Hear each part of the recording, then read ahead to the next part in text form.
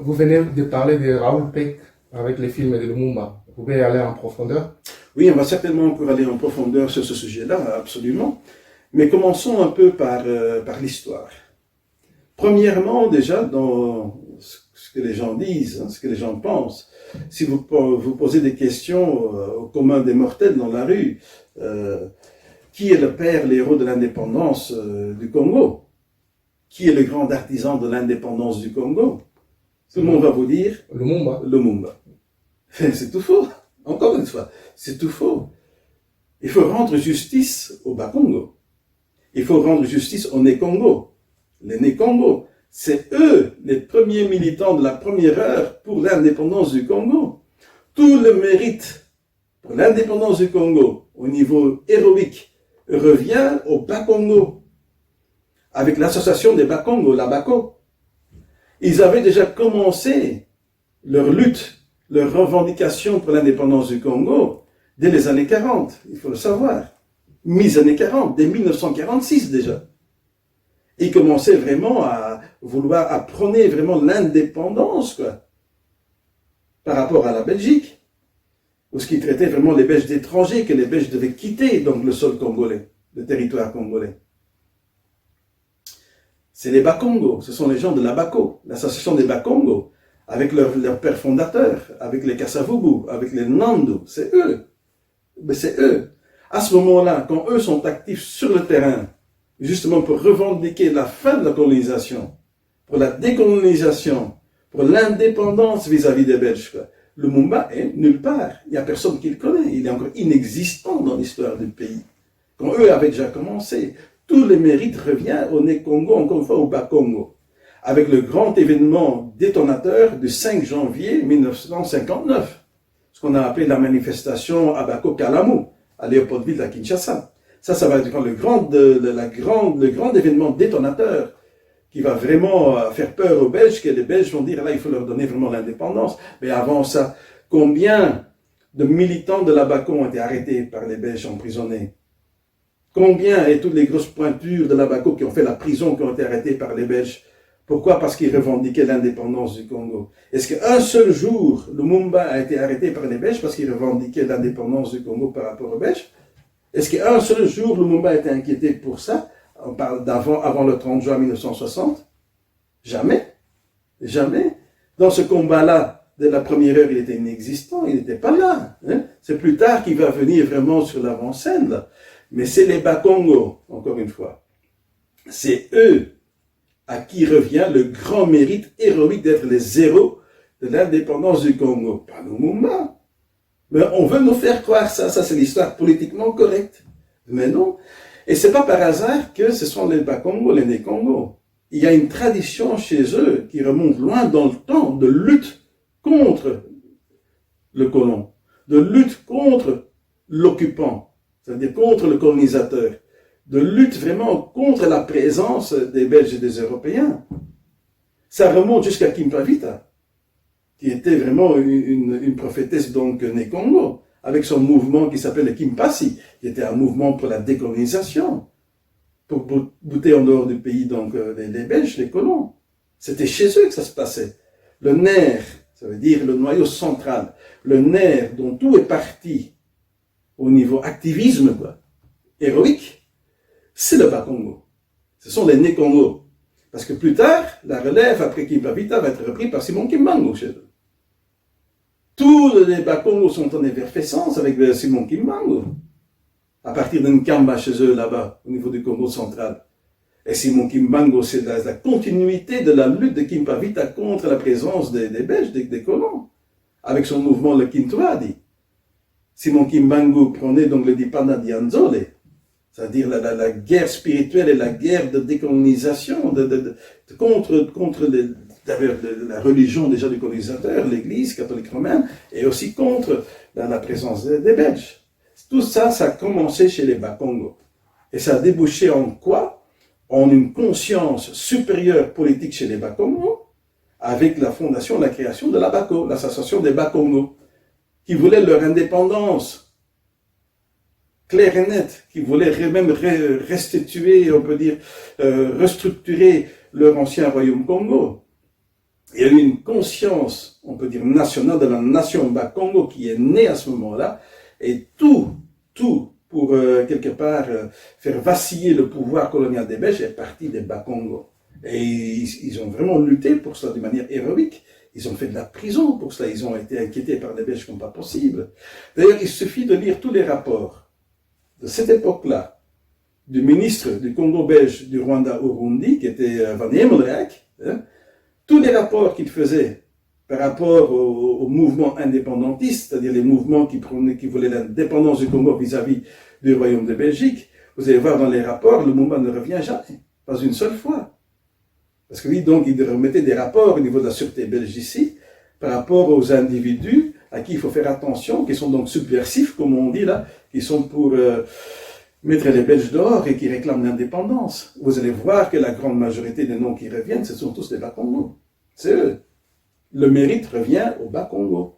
Ce sont les vrais zéros de l'indépendance du Congo belge. Ce sont les Bas-Congo. Et personne ne peut contredire ça. Encore une fois, quand eux sont actifs, le Mumba n'est même pas encore présent en politique, il n'est même pas encore actif en politique, ils avaient déjà commencé depuis longtemps. Et c'est grâce aux actions des Bakongo, de la Bako, et particulièrement l'événement détonateur à Léopoldville à Kinshasa du 5 janvier 1959, la grande manifestation à Bako-Kalamou, c'est là, à ce moment-là, que les Belges ont vraiment pu pouvoir tenir, quoi. Qu'ils sont obligés, quelque part, de dire, il faut qu'on mène ici une transition pour donner une indépendance, donc, à ces gens-là, parce que sinon, ce sera ici l'affrontement total, quoi. Ce sera la guerre totale, quoi, avec eux. C'est les Bakongo. Le Mumba n'est pas présent sur le terrain à ce moment-là. Soyons clairs et nets, c'est déjà quelque chose, un rectificatif, quoi. C'est le premier, déjà. Il y en aura encore d'autres. Ok. Comment est-ce qu'il est venu à l'avant-plan? Ah, voilà, ça c'est une très bonne question. Donc, comment est-ce qu'il est venu à l'avant-plan? Donc, quelque part, comment est-ce qu'il est entré en politique? Son entrée en politique. Et là, vous allez être étonnés. Et surtout les panafricanistes, encore une fois, de la gauche internationale, socialo-marxistes, communistes, ouvrez bien vos oreilles, hein? Grandement vos oreilles. Et surtout les grands partisans de Lumumba, les grands fanatiques de Lumumba, ouvrez grandement vos oreilles maintenant par rapport à ce que je vais vous dire. Et ça, ce que je vais vous dire sont des faits concrets, c'est vérifiable. Allez vérifier l'information. Lumumba entre en politique sous les auspices des libéraux belges. Donc, pour reprendre un terme panafricain, les libéraux belges, donc les impérialistes, capitalistes belges. C'est eux qui vont prendre Lumumba sous leurs ailes, quoi. Lumumba commence déjà à faire des voyages vers 1956 en Belgique, là où il rencontre régulièrement les libéraux belges, quoi. Plus particulièrement, son parrain, on peut dire, son parrain politique, c'est Auguste Buisseret, qui est donc une figure prominente au sein du Parti libéral belge, au niveau francophone, chez les Wallons. Et qui est Auguste Buisseret? Un ancien ministre des colonies. Donc un ancien ministre des colonies est le premier parrain politique de Lumumba. Et donc un parrain politique qui est dans quel camp? Du camp des impérialistes, des capitalistes, pour reprendre ce terme-là de l'époque, lors de la guerre froide. C'est là où il va entrer en politique. Donc Lumumba est coopté par les libéraux belges, par les impérialistes capitalistes belges, quoi. Il est coopté à ce moment-là. Il fait plusieurs voyages, il les rencontre plusieurs fois. Et à un moment donné, au retour d'un de ces voyages, quand il va revenir d'un voyage vers la Belgique à Bruxelles pour rencontrer donc ses parrains politiques, je répète encore une fois, hein, qui sont des impérialistes capitalistes belges, des libéraux belges, hein.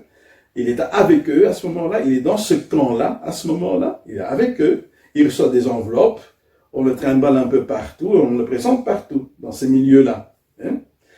Alors, dans un des voyages, quand il revient, parce qu'en plus de cela, il avait reçu une fonction au pays, au Congo, une assez haute fonction au sein des PTT, c'était la poste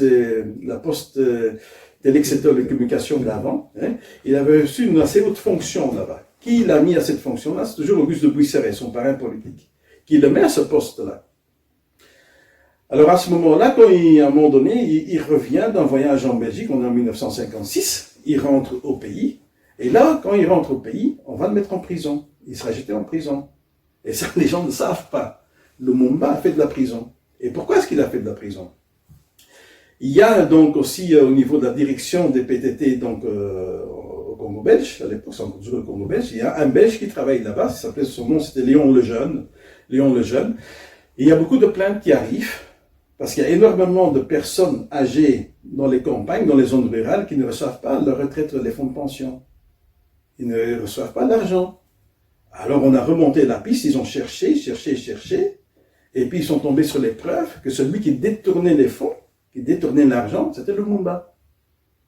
C'était Lumumba. Donc quand il rentre de ce voyage-là, de Belgique au pays, on l'arrête.